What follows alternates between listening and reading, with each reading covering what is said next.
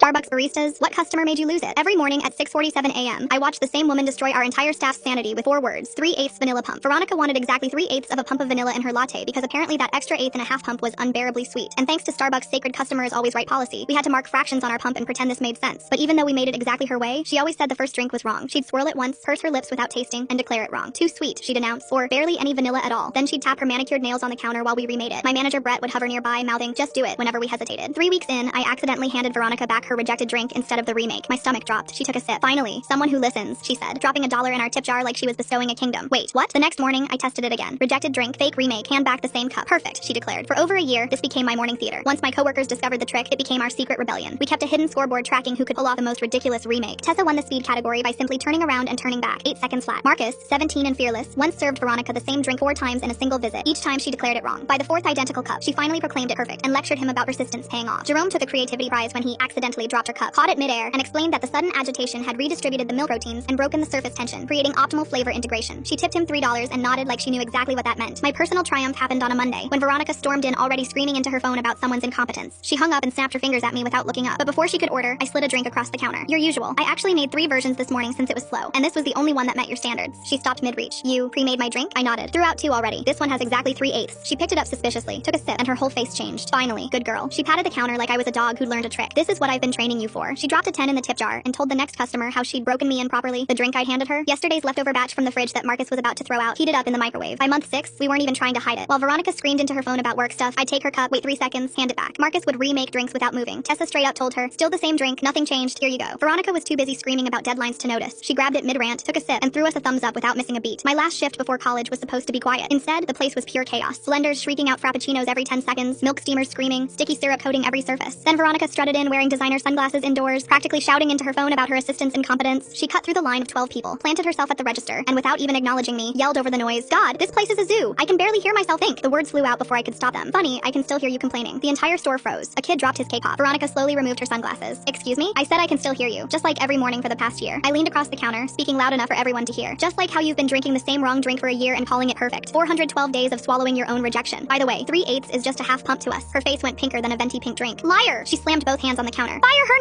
now!" She screamed at Brett, who just walked out of the back. "She's lying to humiliate me. I spent thousands here." Brett, who lived by the employee handbook, knew firing me would tank his quarterly review. He cleared his throat. "Ma'am, today is her last shift anyway." "That's it?" She stormed outside with her phone, pacing the sidewalk for 2 straight hours on hold with corporate. We watched through the windows as she gestured wildly at no one. After her call went nowhere, she marched back in, hurled her sunglasses at the window where they shattered on impact, and screamed, "I will never come back to this location." Then she ran to her white Mercedes and sped off. I worked my last 2 hours with the biggest smile. A month later, Marcus texted me, "She still hasn't been back. We're free." I'd given my coworkers the ultimate gift, a Veronica-free workplace. And me, I got the perfect last day.